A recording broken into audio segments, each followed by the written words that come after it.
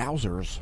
It's solar uptick time, and it's time for the daily space weather. We'll include meteorology at the end of the video as well here at the Smash News Network. Least busted name of news. Whew. Some CMEs, several M-class flares. We've had 4 M-class flares in the past between today and yesterday. And yeah, we're expecting some geomagnetic storms coming tomorrow and Thursday. Lots of stuff going on. Let's zoom in and slow it down. Coronal mass ejections galore. We do have some expected to strike Earth. Again, we're expecting some geomagnetic storms and unrest conditions starting about by midday tomorrow on August 17th. Additional ones that expected to show up on August 18th. There's also a coronal hole high-speed stream coming. New sunspot up here in the north has just spontaneously formed. Likelihood of additional solar flares very high as this group sets. This has been the sunspot that's been producing most of the activity in the southern hemisphere. And here's that was colorized magnetogram. Here's the intensitygram. You'll see this new sunspot group forming up here. So lots of stuff. We've got like 8 named sunspot groups, 7, 8 named sunspot groups, something like that at the moment. Looks like another group forming down here. So lots of stuff going on. Here's the last 24 hours in ionized helium. 304 angstroms from SDO.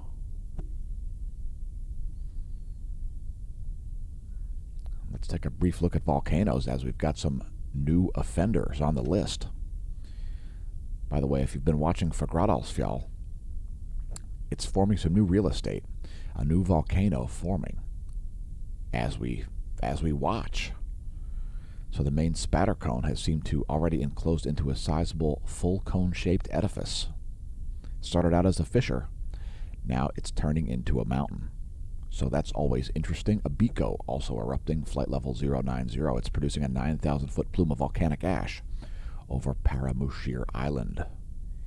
Ibu also erupting. 10,000-foot volcanic ash plume from Ibu. And Tau in American Samoa. Now possibly about to erupt.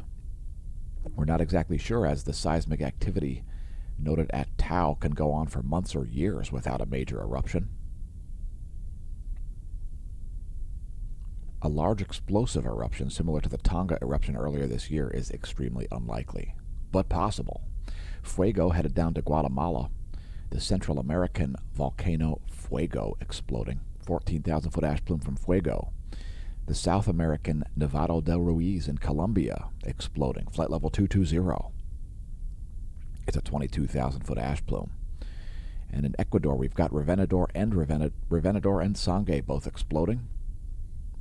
14,000-foot ash plume from Revenador, 23,000-foot ash plume from Sangay. Sabancaya in Peru, sporadic puffs. And Cerro Hudson. The alert level remains at green, although some seismic activity detected there in southern Chile and Argentina. Cerro Hudson now making it onto the list. Don't pole vault the caldera. More on that in a moment. Next, global seismicity. There's the 90-day bar graph, and things have calmed down since the past couple of days. Yesterday we reported on a couple of 6+ magnitude quakes. Now things much calmer here. A swarm of small quakes did strike the Caribbean.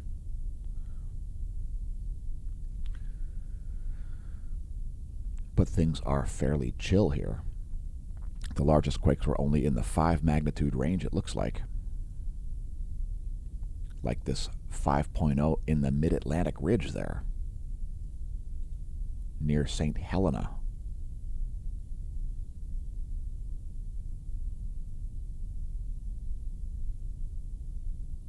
And we're just scrolling up the list here. Largest quake of the past 24 was, I think, this 5.2. South of New Zealand there. There was also a 5.0 in the Loyalty Islands region, so things a little bit calmer seismically speaking.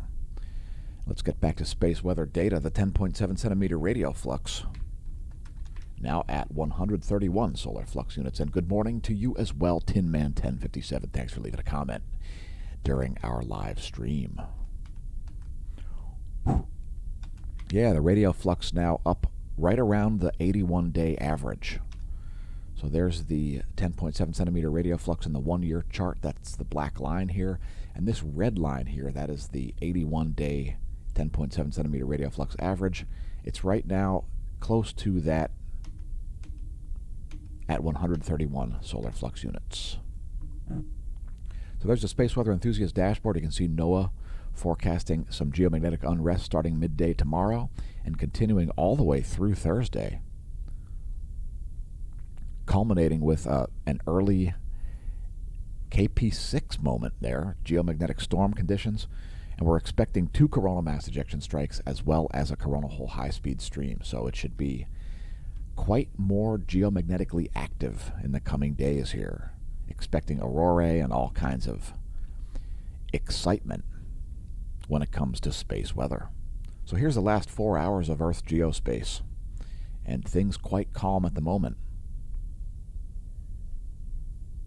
Stop your grinning and drop your linen, because it's going to get a lot less calm in the coming days. Again, that's the last 4 hours of Earth's magnetic moment from space.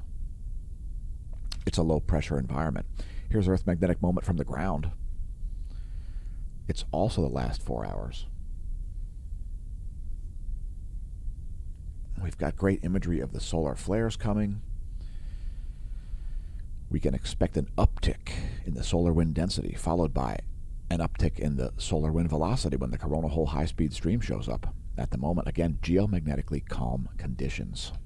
Last 4 hours of Earth's magnetic moment from the ground. KP only at 1. And we can expect it to be way up here in the coming days. Checking out the real-time solar wind. Solar wind speed now below 400 kilometers per second at about 369 kilometers per second.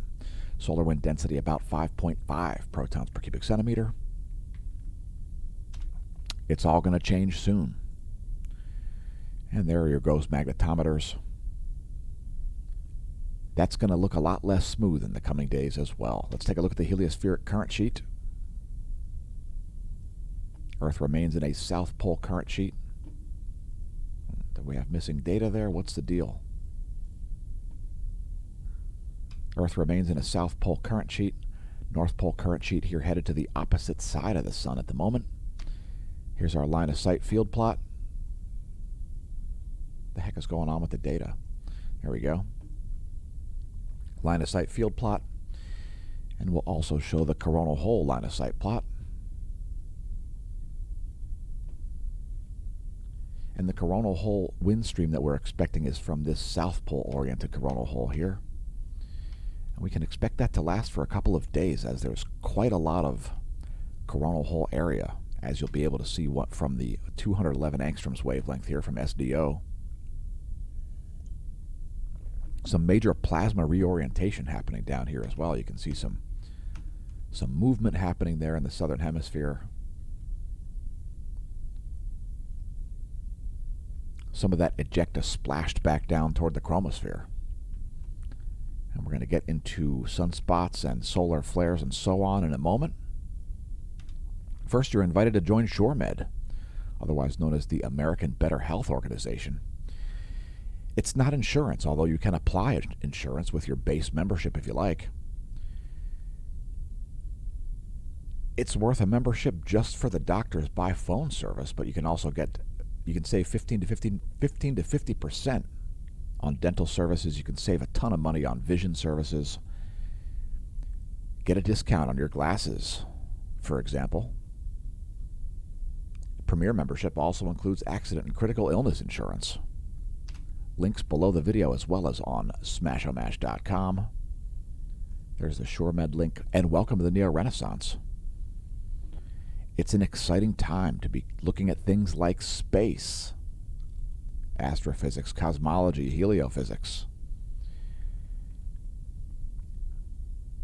Did you know that our basis for understanding what's going on in distant galaxies is based on our understanding of what's going on inside the sun? Again, welcome to the DR Renaissance. Today's featured product is our second best seller, which is, and by the way, save 25% with the promo code INSPIRED. Enter the promo code INSPIRED on checkout through Friday, August 19th, and save 25% on all clothes. Did you want a Do Not Pole Vault the Caldera shirt? Well, be inspired to do so by a 25% discount through Friday, August 19th. In any case, our finest days lie ahead, folks. So don't pole vault the Caldera. That would be probably a permanent solution to a temporary problem. If you're going through hell, keep going. That's a quote from Churchill. Don't pole vault the Caldera. It could be unhealthful, no matter how good your field team is. Leave that vault pole at home. Visit the Caldera and don't get too close. We don't want to breathe you in at a later time. Join us on Twitter, where we've been crushing some nonsense. Twitter.com/smashamash. Do you see the nonsense? Of course you do not see the nonsense. It is crushed. Buys the channel. If you would like to support the channel via subscription services, become a member of the Smash Team at the gold and silver Smash Team level at smashobash.com/Smash Team. We replace Patreon with a superior website, our own. Give Smash staff a raise and help increase the likelihood these videos will continue to exist and remain publicly visible and free for all to view at smashomash.com/Smash Team. If you refuse to do any of that stuff and open up your cobweb-encrusted wallet and send us some cash, press like, press subscribe, press share on YouTube. Leave us a comment. Leave us a nice comment. Leave us a mean comment. Our feelings will not be hurt. Let's get 2 sunspots. Oh my God, look at those sunspots. New group formed up here. That'll be known as, I don't know, 3082? 3083, I think, because this one down here is going to get a name as well. I think there's a new one right here. That'll be 3082. This will be 3083, I think. The real story is the solar flaring. Likelihood of additional solar flares remains very high, and we've seen the largest flare in months just happen. Let's do a closer look here at sunspots. Here's your SDO continuum, and we will zoom in and show this a little bit closer.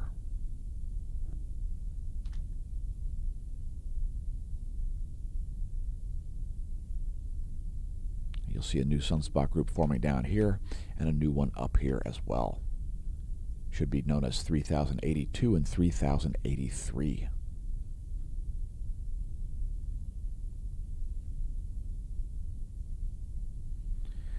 Very high likelihood of major flares continuing from this group as well as this group here. As it sets, it becomes more likely to produce large flares. We've got a lot of solar cycle to go, folks. A lot of solar cycle to go. We're nowhere near solar max yet.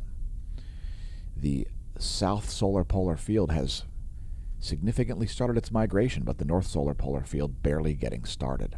So this latest flare here, it was an M5. An M5 flare. Did we see any relativistic particles from it? Well, I don't think so. Let's take a look at those flares in 2 wavelengths. Here's 131 angstroms. Let's get a little closer.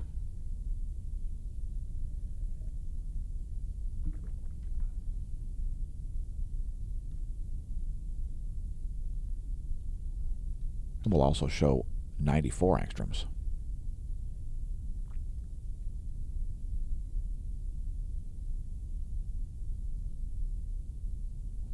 Shall we zoom in?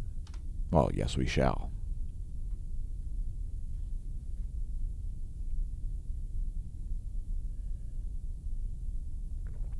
So major uptick there, folks, in solar flares. Several coronal mass ejections associated with those solar flares.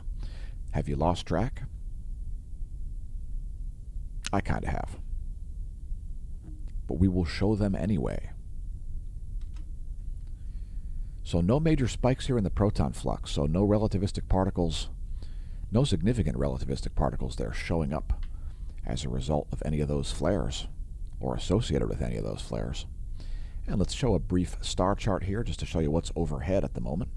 We encourage our viewers to look up and know what we're looking at. Jupiter and the Moon are up there over Lehigh Valley, Pennsylvania at the moment. Also Mars and Venus as the morning planetary pileup continues. Here's our solar system forecast. Mercury is coming around to the more populated side of the solar system as all the planets. Venus is trying to get lonely, and Mercury is joining the 8 other planets. 7 of the 8 other planets. Anyway, here's your solar system forecast.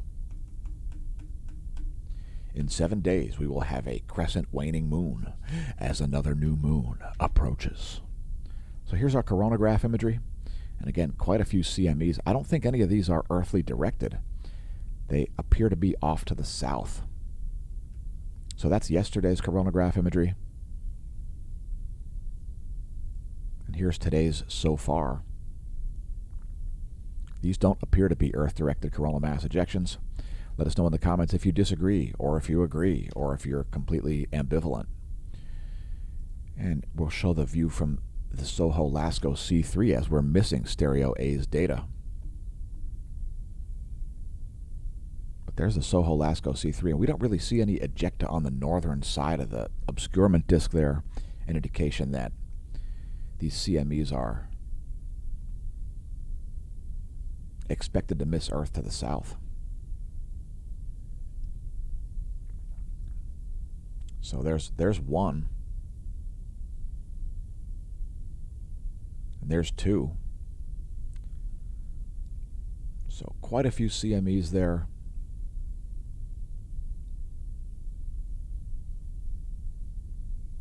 Now there may be an Earth-directed component there. So we could be seeing some more of that. Some more CME strikes, at least from the first one. Second one, yeah, there might be some ejecta headed Earth's way. So we may see Earth, not direct hits, but some Earth-directed, some glancing blows there from those additional CMEs. So this is the last 24 hours in composite.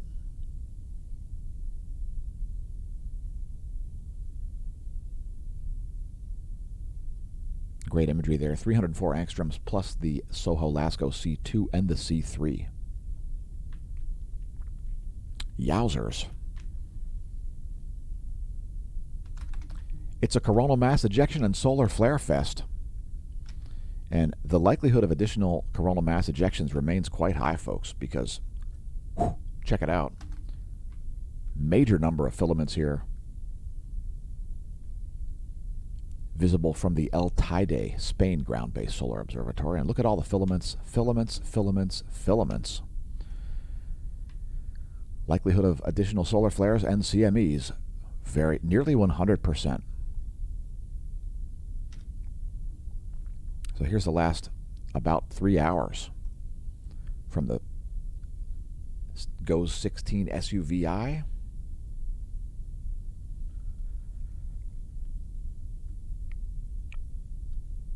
Then here's the last 24 hours from SDO 171 angstroms wavelength.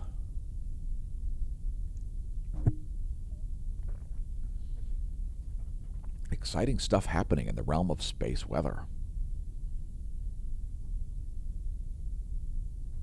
Let's do bonus features. We've got some satellite charging hazards here caused by high energy electrons over the southern Indian Ocean, Oceania, and the western Pacific. Internal charging hazards there, although somewhat minor.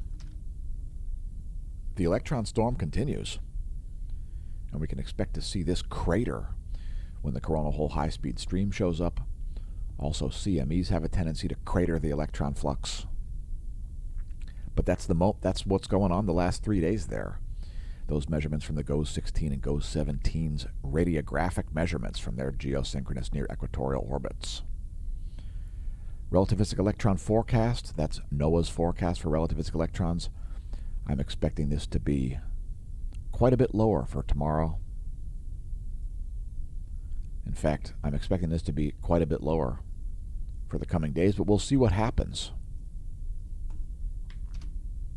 Here's the 1-year chart of the greater than 2 mega electron volt electron fluence. Here's a diagram showing you the penetration of electromagnetic radiation. And I would note this.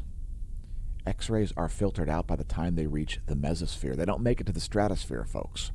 They're filtered out by the layer between the stratosphere and thermosphere, known as the mesosphere. This is why we use spacecraft to measure the X-ray flux. They can't be detected from the ground.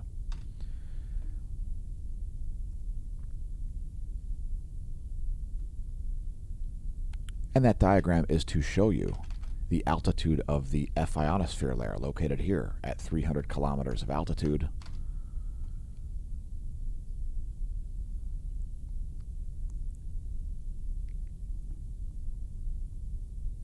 It's the upper layer of the ionosphere.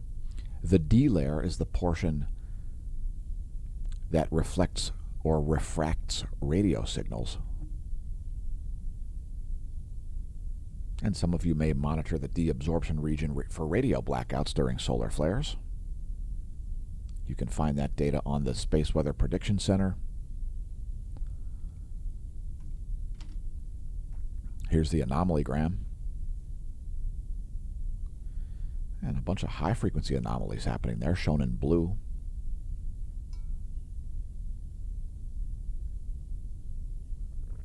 We're also going to show you the total electron content forecast. We're expecting the electrons to be fairly organized. Here's the latest image. That's your 1015 universal time ionogram, 1015 universal time anomalygram. Total electron content shows you the electrons in between your GPS satellite and your handset. This satellite's located at about 12.5 thousand miles of altitude. And the total electron content shows you all of the free electrons in between it and your handset. It's the coupled thermosphere, ionosphere, plasmasphere electrodynamics model. We're seeing fairly large blobs here of electrons.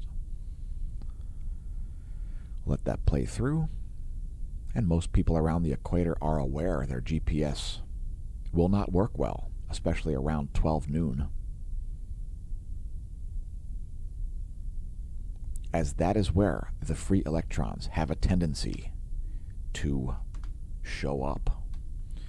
So here's our latest intensitygram and latest magnetogram. Again, this new sunspot up here, that'll be 3083. I think that's already beta gamma class.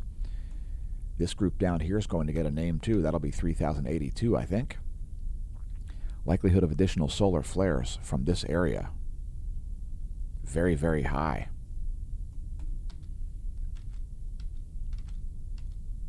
And the main flaring has come from this group right here.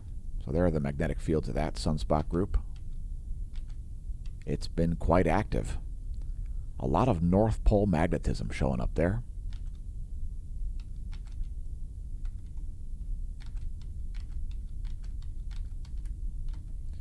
And let's bring up one more composite image here. Once again, we'll use 304, 211, and 171 angstroms.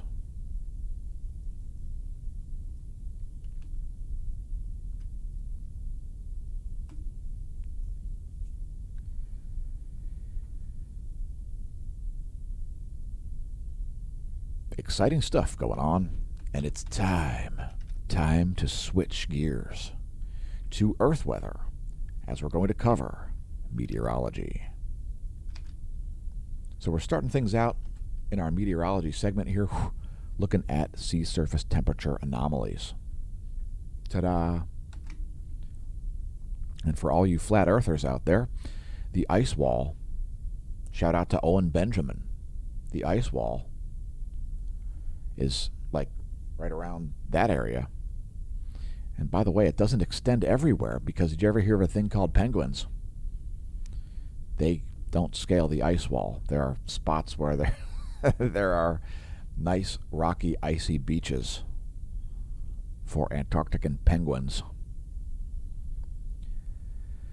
But the sea surface temperatures there are fairly normal. You can see some low and high frequency, low and high temperature anomalies happening there around the Southern Ocean. How about the North Polar region? You've got some hot water and some cold water around the North Polar region.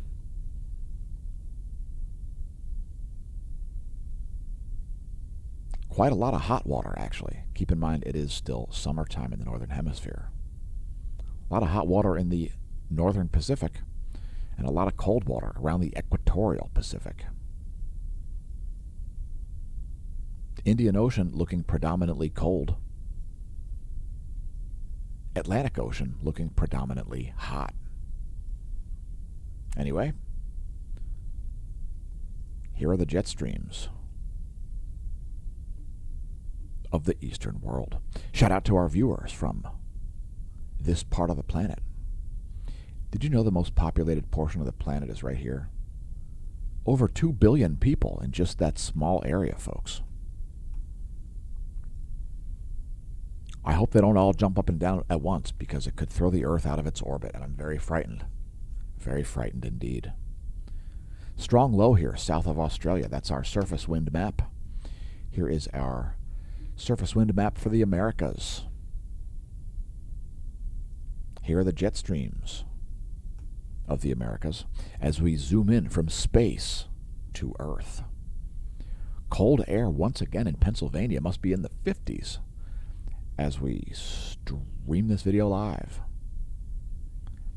Jet streams of the central world. And here are the surface winds.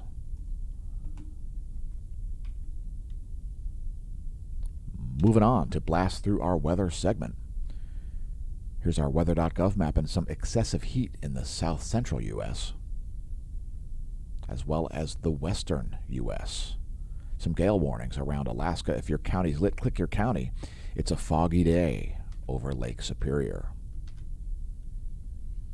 Here's your pressure and precipitation forecast based on the GFS model for the next 72 hours. Some strong storms expected there in about 3 days for southern Georgia and Florida. They could produce some damaging wind and hail.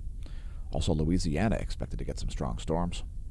Once again, that's your 72-hour GFS pressure and precipitation forecast. Will also show the GFS 72-hour temperature anomaly forecast. Keep in mind temperatures listed here in degrees Celsius. So some quite cold air here blasting down from Canada as the jet stream bends. That central Canadian air making it all the way to the Gulf of Mexico.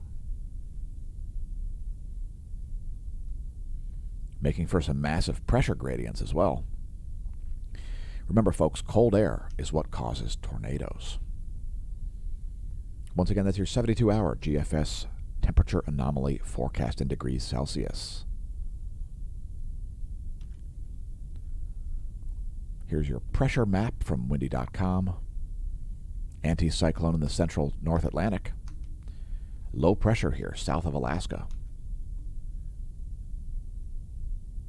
And check it out, folks. Oh my God. Look at this. It's shaped like a 9, which is an upside down 6, which is part of the number of the beast. Oh, no. Oh my God. Holy cripes.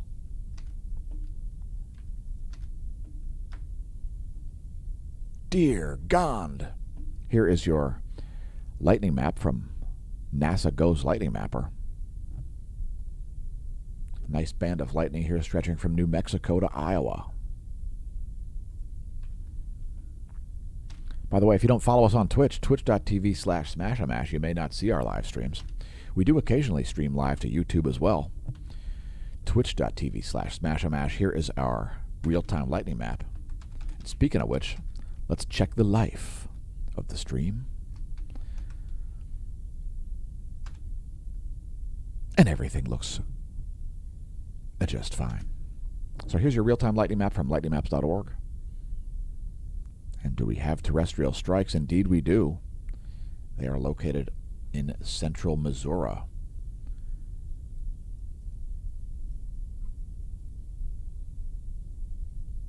So some lightning happening there between Kansas City and Jefferson City.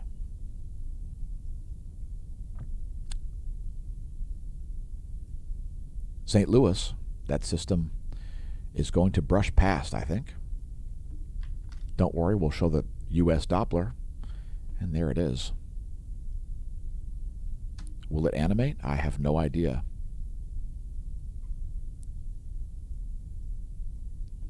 If you want to view it yourself, it's from radar.weather.gov. Let's show the shortwave radiation map. There's clouds and fog. Again, a foggy morning over Lake Superior. Here's your water vapor map, and you can see that cold air blasting down here. Blasting down all the way into places like the Carolinas. Right like that. Yowzers. Making for some cold times. Here's your recap.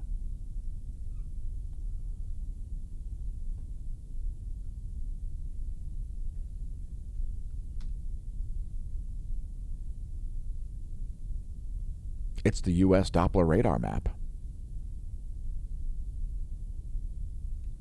which frankly is being a prick. Let's turn on our shields. And I'm getting no response from Brave Browser. Screw it. Here's your shortwave radiation showing clouds and fog. And here is your water vapor map. That's where we'll close things out. Thanks for tuning in to the Daily Space Weather. We've been including all of our space and Earth weather together for your convenience. Thanks for tuning in, and may that solar wind be at your back.